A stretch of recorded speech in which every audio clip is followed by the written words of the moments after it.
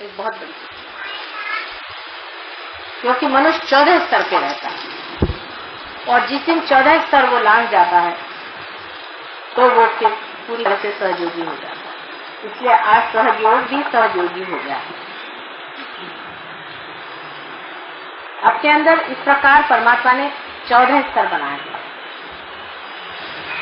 अगर आप गिनिए सीधे तरीके से तो भी अपने अंदर आप जानते हैं कि 7 चक्र तो सर्वतः मिल जाते हैं। 7 क्या उसके अलावा और 2 चक्र जो है उसके बारे में आप लोग बातचीत ज्यादा नहीं कर सकते। वो है चंद्र का चक्र और सूर्य का चक्र। फिर एक हमसा चक्र है। इस प्रकार 3 चक्र और आ गए तो 7 और 3 10। उसके ऊपर और 4 चक्र, सहस्त्रार से ऊपर और 4 चक्र हैं। और उन चक्रों के बारे में भी मैंने आपसे बताया था। अर्धबिंदु, बिंदु, वलय और प्रदक्षिण, ऐसे 4 चक्र। सहयोग के बाद भी जबकि आपका सहस्त्रार खुल गया है उस पर भी ये 4 चक्रों में आपको जाना है। अर्धबिंदु, बिंदु, वलय और प्रदक्षिण, इस 4 चक्रों के बाद कह सकते हैं कि हम लोग राजयोगी हो। और दूसरी तरह से भी आप देखें तो हमारे अंदर 14 स्थितियां सहस्त्रार तक पहुंचने पर भी है। दोनों विभाजित की जाए तो 7 चक्र अगर ईड़ा नाड़ी पर और 7 पिंगला नाड़ी पर है। मनुष्य जब चढ़ता है तो वो सीधे नहीं चढ़ता, वो पहले लेफ्ट में आता है फिर राइट में जाता है, लेफ्ट में आता है फिर राइट में जाता है। और कुंडलिनी जो है वो भी जब चढ़ती है तो इन दोनों में विभाजित होती हुई चलती है। इसकी वजह यह है कि मैं आपको समझा कि 2 रस्सी और दोनों रस्सियां इस रात नीचे उतरते वक्त या ऊपर चढ़ते वक्त भी 2 अवगुंठन लेती है। जब 2 अवगुंठन लेती है तो उसके लेफ्ट और राइट इस प्रकार से पहले लेफ्ट और फिर राइट दोनों के अवगुंठन होने से फिर राइट वाली राइट को आ जाती है, लेफ्ट वाली राइट को चली जाती है। आप अगर इसको देखें तो मैं आपको दिखा सकती हूँ कि समझ लीजिए इस तरह से आया। अब इसने एक चक्कर लिया और दूसरा चक्कर लेने में फिर आ गई इसी तरफ से। इस तरफ आया, इसने एक चक्कर लिया फिर दूसरा चक्कर लिया फिर इस प्रकार 2 अवगुंठन उसमें होते जाते हैं। इसीलिए आपको जब कंगनी चढ़ती है उस चक्र पे आपको दिखाई देता है कि लेफ्ट पकड़ा है या राइट, जो कि कुंडलिनी तो एक। फिर आपको एक ही चक्र पे दोनों चीज दिखाई देगी। इस प्रकार आप देखें कि लेफ्ट पकड़ा है या राइट पकड़ा।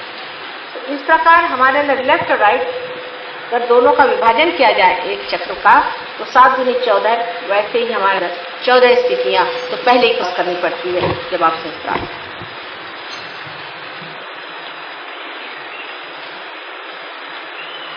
और अगर इसको आप समझ लें कि 7 ये और ऊपर के 7,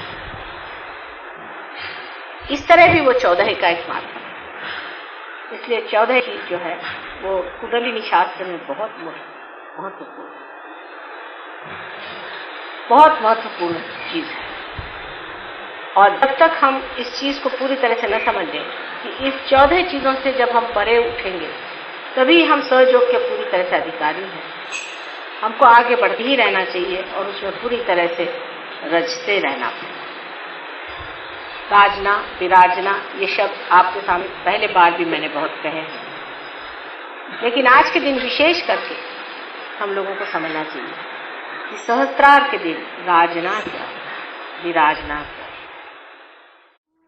रामनवमी के अवसर पे एकत्रित हुए हैं और सबने कहा है कि श्री राम के बारे में महापत है। आप जानते हैं कि हमारे चक्रों में श्री राम बहुत महत्वपूर्ण स्थान लिए हुए हैं। वो हमारे राइट हार्ट पर विराजित है। श्री राम एक पिता का स्थान लिए हुए हैं, इसलिए आपके पिता के कर्तव्य में या उसके प्रेम में कुछ कमी रह जाए तो ये चक्र पकड़ सकता है। सहयोग में हम समझ सकते हैं कि राम और सब जितने भी देवताएं हैं, जो कुछ भी शक्ति के स्वरूप संसार में आए हैं, वो अपना अपना कार्य करने आए। उसमें श्री राम का विशेष रूप से कार्य है। जैसे कि सोक्रेटिस ने कहा हुआ है कि संसार में बेनेवलेंट किंग आना चाहिए, उसके प्रतीक रूप श्री रामचंद्र जी इस संसार में आए। सो वो पूरी तरह से मनुष्य रूप धारण करके आए थे। वो ये भी भूल गए थे कि मैं श्री विष्णु का अवतार, भुला दिया गया। किंतु सर्व संसार के लिए वो एक पुरुषोत्तम राम थे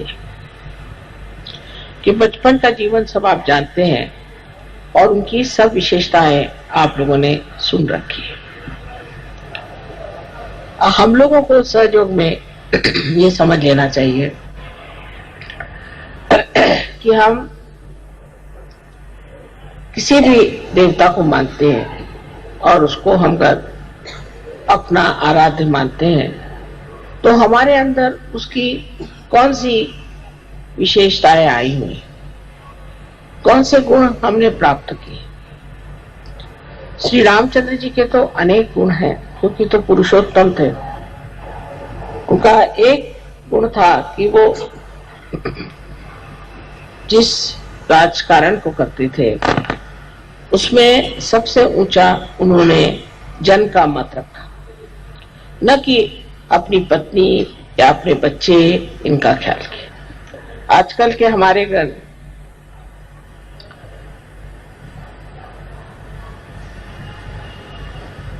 राजकीय लोग, पॉलिटिशियंस इस चीज को समझ लें तो उनसे स्वार्थ ही निकल जाए, वो निस्वार्थ हो जाए, धर्मपरायण हो जाए। कि तो श्री राम की जो प्रतिमा है वही आज तक किसी ने भी अपनाने का प्रयत्न नहीं किया। उल्टे उनके भजन जरूर गाएंगे, उनके नाम से बहुत बड़े बड़े ऑर्गेनाइजेशन बने हैं, राम मंदिर बनाएंगे, लेकिन ये सब बना लेने से क्या श्री राम आपके अंदर प्रवेश कर सकते हैं? क्या आपके जीवन में उनका प्रकाश आ सकता है या नहीं? ये सिर्फ सहयोगी ही कर सकते हैं कि अपने अंदर बसे हुए श्री राम को अपने चित्त के प्रकाश में लाएं। वो अत्यंत निरपेक्ष थे। ऐसे तो सभी देवता लोग किसी भी पाप पुण्य से रहित होते हैं। कोई सा भी पाप जिसे हम पाप कहते हैं वो अगर करें तो वो पाप नहीं होता। जैसे श्री कृष्ण ने इतने लोगों को मारा, श्री राम ने रावण का वध किया, ये हमारे दुनियावी दृष्टि से हो सकता है कि पाप हो, किंतु परमात्मा की दृष्टि से नहीं हो सकता, क्योंकि इन्होंने दुष्टों का नाश किया, इन्होंने बुराई को हटाया और इनको अधिकार है कि ये इस कार्य को करने के लिए जो कुछ भी कर सकते हैं वो करें। जैसे देवी ने राक्षसों को संहार किया, राक्षसों का संहार किया, तो कोई कहेगा कि देवी ने पाप किया, किंतु उनका कार्य ही ये है कि वो राक्षसों का संहार करे और जो साधु हैं उन लोगों को संभाले। श्री रामचंद्र जी के जीवन में एक अहिल्योद्धार बहुत बड़ी चीज है। उन्होंने अहिल्या का उद्धार किया क्योंकि उसके पति ने उसे शापित कर दिया था। उस जमाने में भी कोई स्त्री अगर किसी भी तरह से वाम मार्ग में चली जाती थी तो उसका पति अगर साधु हो और उसकी स्थिति अगर ऊंची हो तो उसे शापित कर देता था। किंतु अहिल्या पे झूठा ही उन्होंने आरोप लगाया था, इल्जाम लगाया था, और इस तरह से उसको भी उन्होंने पत्थर बना दिया। तो श्री राम ने उस अहिल्या का भी उद्धार कर दिया। विशेषकर उनकी जो पत्नी के प्रति प्रेम की, एक पत्नी व्रत के प्रति जो एक उनका व्रत था, वो बहुत समझने लायक है। हालांकि वो जानते थे कि सीता जी महालक्ष्मी स्वरूपा है, वो स्वयं देवी है, किंतु मनुष्य के रूप में उन्होंने अपनी पत्नी के सिवाय किसी और स्त्री की तरफ आंख उठा करके भी नहीं देखा। जब हम राम की बात करते हैं तो हमारे अंदर जो पतित्व है वो भी हमारा स्वच्छ होना चाहिए। अगर कोई स्त्री श्री राम के बारे में सोचती है तो उसको भी अपने पति के प्रति वैसी ही श्रद्धा होनी चाहिए जैसे सीता जी को अपने पति के प्रति थी, और उसी प्रकार पति को भी श्री राम जैसे एक पत्नी व्रत होना चाहिए। सहयोग में बात कठिन नहीं, स्त्री का मान रखना चाहिए, अपने पत्नी को मान से रखना चाहिए। और हालांकि रावण उनको उठा ले गए थे तो भी श्री राम ने ये कर्तव्य समझा कि सीता जी को वहां से छुड़ा कर लाए, और लोकनंदा के लिए जनमत को रखने कितना उनमें संतुलन था। उसी सीता को जिसके लिए इतने वर्ष मेहनत करके उसको छुड़ा कर लाए थे, उन्होंने त्याग दिया। अर्थात सीता जी स्वयं साक्षात देवी थी, तो उनका त्यागने का तो कोई विशेष परिणाम नहीं होने वाला था, और उन्होंने उन्हें त्याग दिया। कारण लोग ऐसी बातें करते हैं जो जन हित के खिलाफ, क्योंकि उनका आदर्श इसी तरह से ऐसा न बन जाए कि जिससे लोग अपने यहाँ इस तरह की औरतों को पल पाए जिन पर की लोग शक करते। हालांकि वो निष्कलंका थी और देवी स्वरूपा स्वच्छ निर्मल थी। उनको त्यागने पर भी फिर सीता जी ने भी उनका एक तरह से त्याग कर दिया। उन्होंने स्त्री जैसे रामचंद्र जी का त्याग किया और श्री राम ने एक पुरुष के जैसे उनका त्याग। सीता जी स्वयं ही पृथ्वी में समा गई और फिर अंत में श्री राम जी ने भी सरजू नदी में अपना देह त्याग किया। इस प्रकार इनका जीवन अत्यंत घटनात्मक और बड़ा चमत्कारपूर्ण है। सारे जीवन में देखिए तो सीता और राम का आपस का व्यवहार और उनका एक दूसरे के प्रति श्रद्धामय रहना।